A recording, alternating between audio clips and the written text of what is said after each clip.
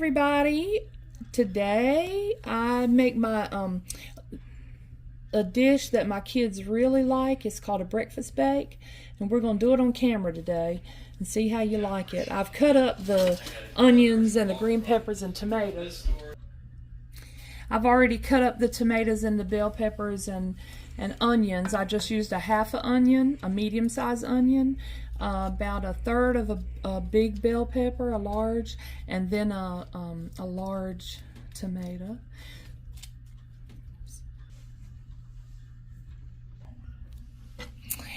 And now I have the chicken breast. I want to put this also into the pan. What I'm going to do is I'm going to take it in butterfly. Well, when I say butterfly, I mean not butterfly. I'm going to cut all the way through it, as you can see. Make sure your knife is sharp.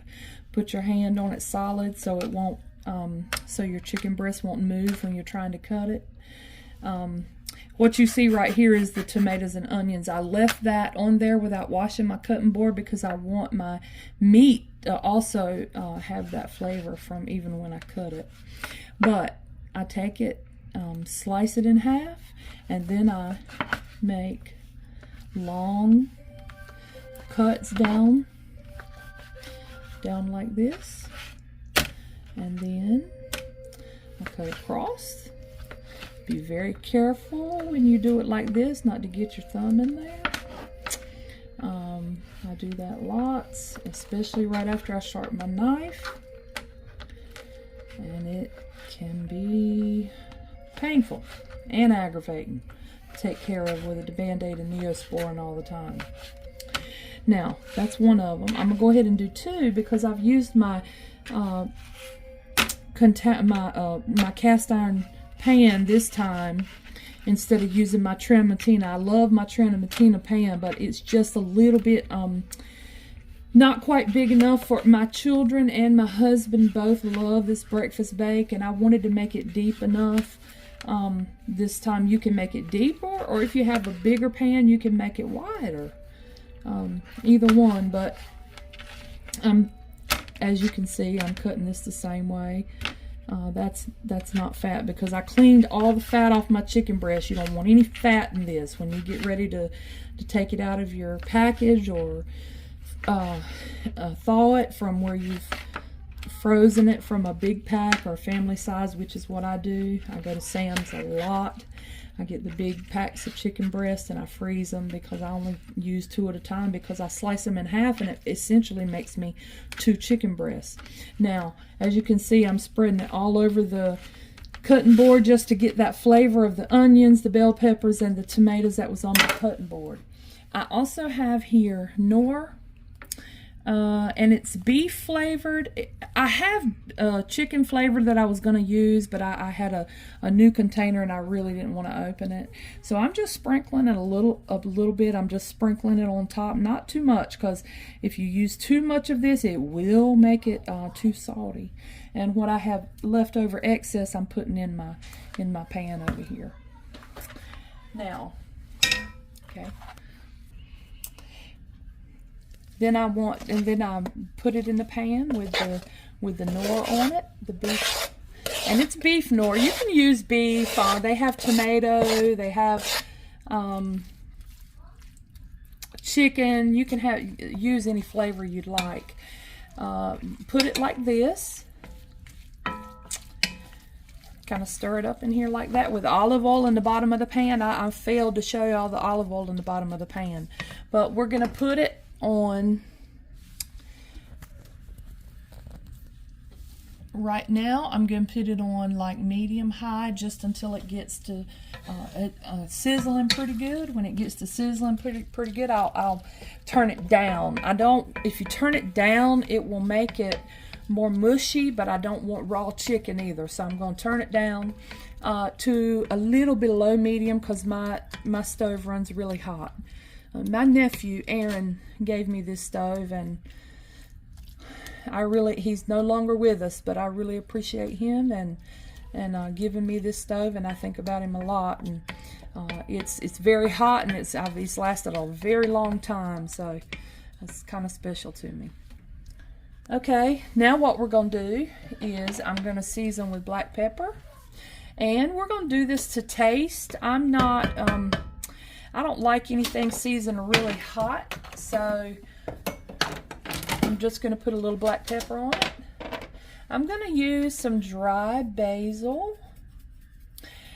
If I had fresh already in the garden, I would use that, but it's just early April and it's not in the garden yet. I also put me a little and I sprinkle it all on top, and this is garlic powder. You can use fresh garlic if you like, but that fresh garlic and the little bitty pieces of minced garlic, I don't like that when it gets in my mouth, so I rather use garlic powder. This is onion powder. And I just get I mean, you can buy the expensive kind if you want. For me, it's the same. I put a little onion powder, and there's just something that it does different than recipes that don't have onion and garlic powder. It gives it a little country flavor that most other recipes don't have if you don't have that onion powder and garlic powder and salt and pepper. I'm not going to add salt because I did use the Knorr, and so that is going to be sufficient for now. I'll get this going good, and after we stir this up and get our spices incorporated in there good, and I'll be back in a few minutes, guys.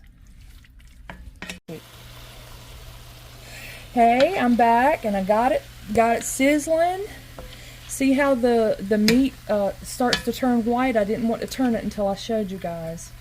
But your chicken will turn white when it's done, and you don't want to cook it hard, because in this breakfast bake it's better when it's not hard.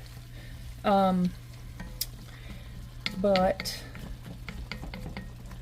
I'm just gonna let it kind of heat in a pile. It'd be okay if you covered it if you wanted to, but for now I'm gonna turn the heat down, and I'm gonna turn it down to about 2, because 2 is still kind of hot on this stove. Even with the little steam that's coming up from the 2, the chicken's still going to turn nice and white looking, and that lets you know, especially cut in the small pieces, that it's done on the inside. When it turns white on both sides really good. You can tell when it's see, like this one, it's not really white on both sides. Like, see, on one side it is. You turn it over, it's like getting white, but you want it to be white on both sides. I'm gonna show you one. Anyway, they've got to cook a little more, and then I'll show you some more. I do want to bring to your attention about these eggs. These eggs I'm laying out because eggs is part of the recipe. Similar to shakshuka, if anybody knows what shakshuka is. But it's called a breakfast bake, is what I call it, because it's my personal creation. Because this is just my thing. My kids love it, and husband love it, so I'm just going to do it that way. I brought these eggs out because I kind of want them to be at room temperature. I probably should have brought them out before. I don't think I'm going to use that egg, but anyway. I brought these out, and I want them to be room temperature. Even you can kind of hold them in your hand to kind of make them room temperature like this. If they're not 100% like you want them. Anyway, I brought the whole carton. Matter of fact, I'm gonna put 2 more up here just in case I use them all. We've already washed the eggs, and in the meantime, while everything was cooking, we were washing dishes. I don't know what you guys do about keeping your work area clean, but I do not like to work in a work area that is I don't like to work in a work area that's junky and junked up. I don't know, it just bothers me. So, anyway, back to our meat that's sauteing. I have still one thing left to put in here. I'm not going to put potatoes, but I am going to put some carrots. But you see how this is getting white on both sides? It's still not there, but I'm going to push it. If you push it, the trick is pushing it all together to the very center of the pan, especially when you use cast iron, because that's where, even though the heat is distributed evenly over the cast iron pan, it's more intense right in the center. So I put mine right in the center, and it'll cook like that, especially on 2. Just leave it there. I'll be right back with the carrot. There are about 10 eggs here, depending on how big your pan is. Now, what I'm going to talk about now is the potatoes. This is, like I said, I wasn't going to cut potatoes up raw. Well, these are raw, but anyway, I'm talking about potatoes in the bag. I wasn't going to cut those up and put that in like I usually do when I braise. But these are tater tots out of the freezer. Thaw them out. We didn't thaw them out 100% because we didn't take them out quite early enough. But anyway, it doesn't matter because it'll give a condensation and moisture inside of the dish, and it'll still be good because it'll evaporate in the cooking process. I went and got me some carrots, as you can see, some raw carrots.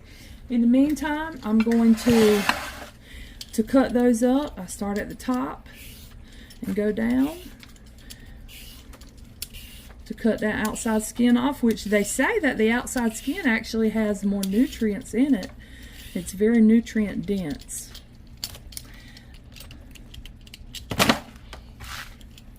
And then, let me get a knife. Okay, I went and got a knife. And how I do this, then I wash it off. Hold on, I'll be right back. The trick with the carrots is that you don't want to put the carrots in there too early. But as you can see, you can actually do like this and scrape it, and make them. But if you try to cut them in quarters like that, they're going to be too thick.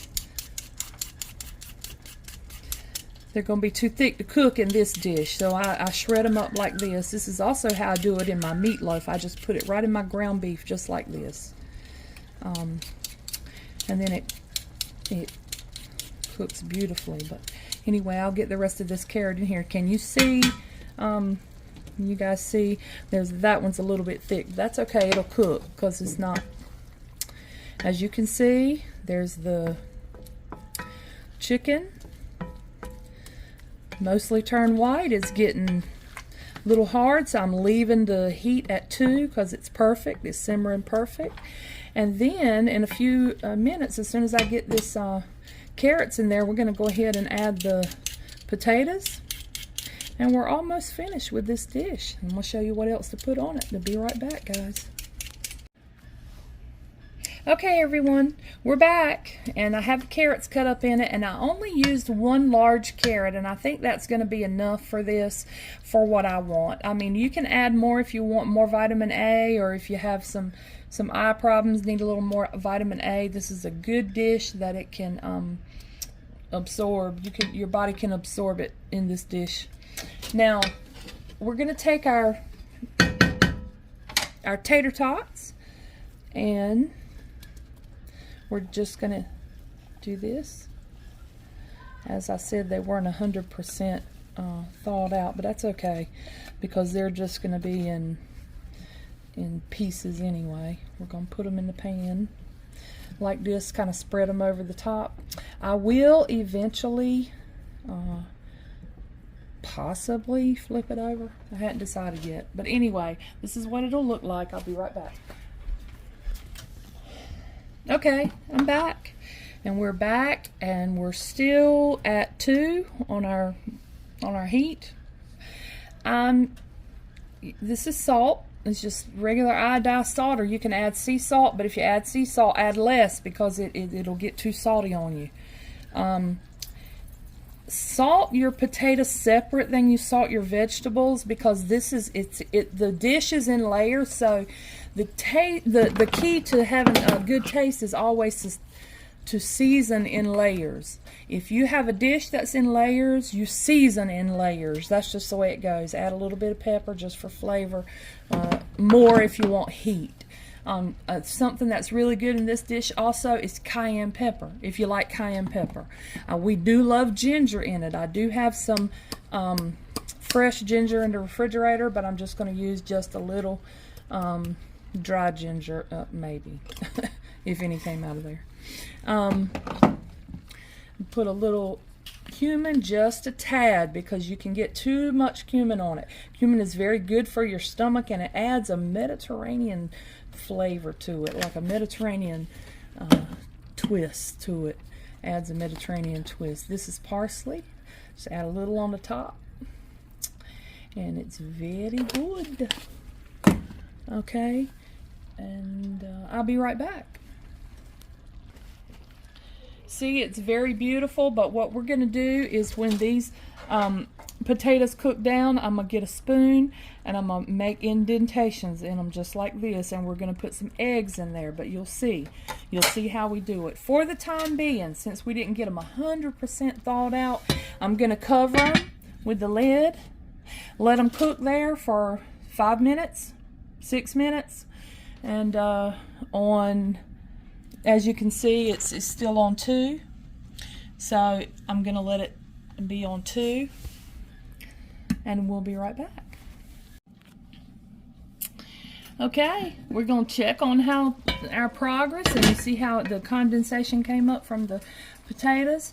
I'm still not 100%.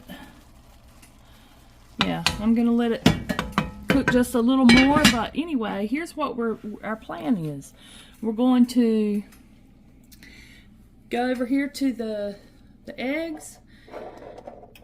They are getting to room temperature out of the refrigerator, and the whole point of it getting to room temperature is that it just sets better when you get ready to put it in. You use about 10 eggs. I think my daughter said that a while ago to you. Anyway, about 10 eggs, and we're going to crack them individually on top of the potatoes. And then we're going to add a little cheese, and I can't wait until it's done and everybody sees. We'll be back. Yeah, so I'm kind of mashing the potatoes down like this because it's essentially the same thing as if we had some shredded potatoes. Since these were not 100% thawed out, it would have been better if we had brought them straight from the store and done this dish, but anyway, this will happen if you don't get them 100% thawed out. And it's okay. They're thawed out in here. We're mashing them down to make them look like shredded potatoes. You know, you just have to work with what you have. You have to improvise and always go around the edge like this. Kind of go up under the edge to your meat and your vegetables and things, and just kind of, you know, spread it under the edge there. Make sure your potatoes stay on top, and we have a reason for that. As I said, we're going to put eggs on top of these potatoes, but we're going to also season our eggs separately because that's another layer that we're adding to it. It was originally called a breakfast bake because when I would initially start doing cut the onions, the bell peppers, and the tomatoes, and the meat, I would put them with shredded potatoes in the oven and bake them with olive oil until it sizzled and turned brown and hard on top. So maybe 20 minutes I would have at maybe 400. I think it was 400 I had it at. This is why I originally called it a breakfast bake. Then I would bring it out, put the eggs on top, and then put it back in for another maybe 10 minutes until the eggs set, and then I would season them and put a little cheese on top, and that's how it initially got called a breakfast bake. But I realized that it would do just as good doing it on a stovetop. So instead of a stovetop breakfast bake or a breakfast stovetop, we're going to call it a breakfast bake like it originally started off. Now, I'm going to cover it back up just a minute, and we're going to come back and do our eggs.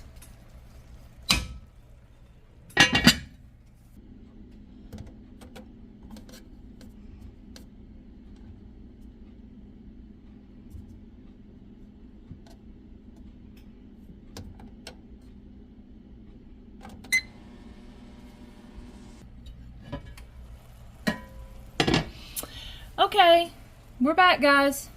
And you see I've got me a spoon with a round back on it. As you can see, I don't know how well you can see that in the video. But anyway, I'm just making a little well right here. One here. This will kind of test and see, let us know how many eggs we can fit in here.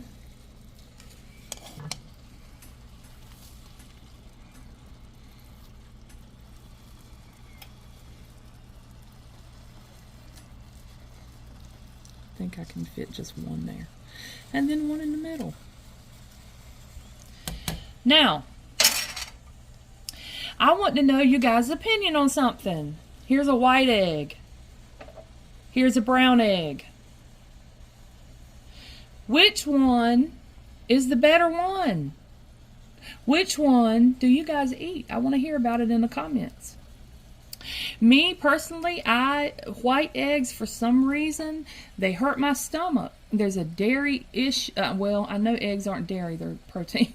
But there's some issue with the white eggs, and I can't. My body can't handle it. My stomach can't handle it. So if I have the brown eggs, they don't give me that stomach upset and GI upset that white eggs do. Tell me about what you think. I'm going to put the brown eggs on the right hand side. I'm going to put the white eggs on the left hand side. Let me know what you think. Now, I'm going to crack this egg. Hold it down so you can see. Crack the egg, and I'm going to put it right here in the well, just like that.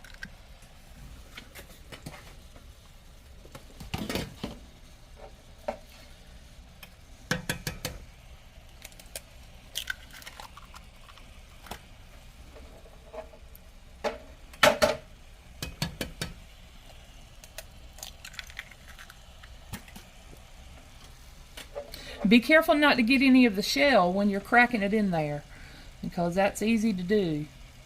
I had put at room temperature 10 eggs, but it's not going to hold 10 eggs, which is fine. We'll just put in there as many as we can hold. It's better always to have more than not enough. Is that right? So be careful not to get any of your shell in there. Like, oh no, that's not shell. I thought it was shell. Anyway, it's not. You can see how it's sizzling there. See how it's sizzling already, the side of the egg.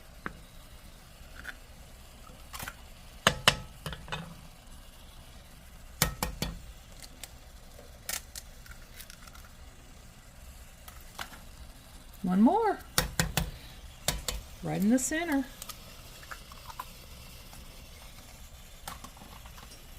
I'm going to turn it down. I'm going to turn the heat down on low. Oh, well, on 1. Just because I don't want to overcook my eggs. We're going to put a little salt, but not too much, because we salted our... Well, actually, that's pepper. Just until you can see the pepper flakes on top of it. On top of the eggs. Just enough so you can see the pepper flakes, but not too much, because you've already peppered it some. Now we're going to take the salt, and you're not going to put too much salt on, but you're going to do each egg, because don't forget, we're layering, so you always season each layer. That's something a lot of people don't do, and they wonder why their dishes don't come out more savory, and that's exactly why. For presentation, I think I may just add a little parsley. Parsley doesn't hurt anything. It's actually very good for you as well. And so for presentation, I'm going to put a little parsley on top, but not too much. And we're going to cover it and let those eggs set, and we'll be back. Okay, guys, it's been on for about 6 minutes, and as you can see, some of the eggs have started to set on the white, but this still on the outside has not. I moved it over more to the center of the pan, and I'm turning my heat up. I'm turning my heat up to about 2.5. Let me turn it to 4. And it'll go ahead and I'm going to cover it because that's the best way to make the eggs set. I want them to look like this, like it does in a dish of shakshuka. Okay? And I'm going to leave it for about 5 minutes or less, maybe 4 minutes. I'll let you know when I come back, but we'll be right back. Okay, y'all, I actually may have made a little mistake here because it seems like I can smell it burning. I'm going to turn the heat down a little bit. When I say burning, I don't mean burnt, but I can smell those potatoes really cooking. Now, I'm going to go on the sides and lift it up. As you can see, the eggs are setting. They have not completely set yet, but we did have to turn up the heat to do that. And you saw how we did that. But anyway, I pulled everything to the middle of the pan. I want those eggs to go ahead and set. As a matter of fact,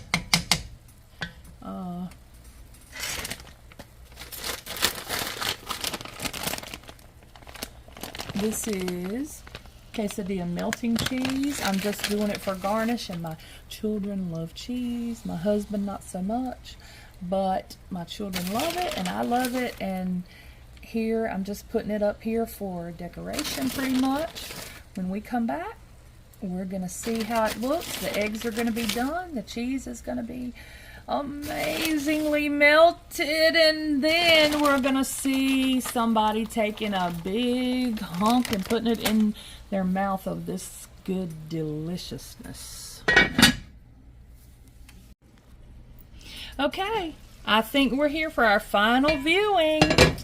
And our eggs are set, as you can see.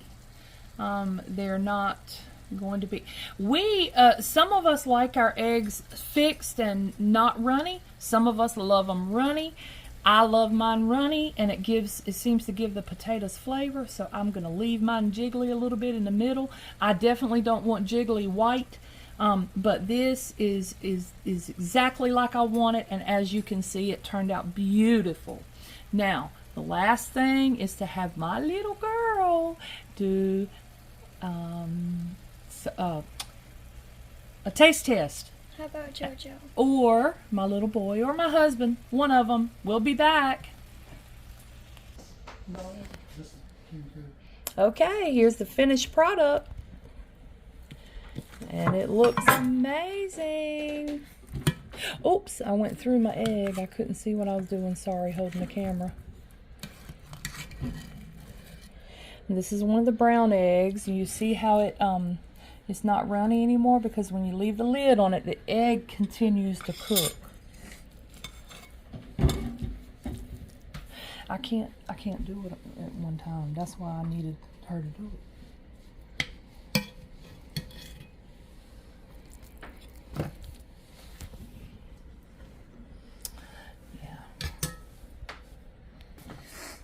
Okay, everybody, my little boy is going to do a taste test. All right, there it is on his plate. He got one of the white eggs. All right. Tell me what you think, Jelani.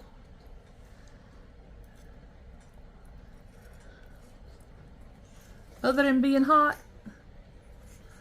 Good? Yes, ma'am. Okay, guys. That's it. I made a little fruit salad to go with it. And say hello to the family. Bye, y'all.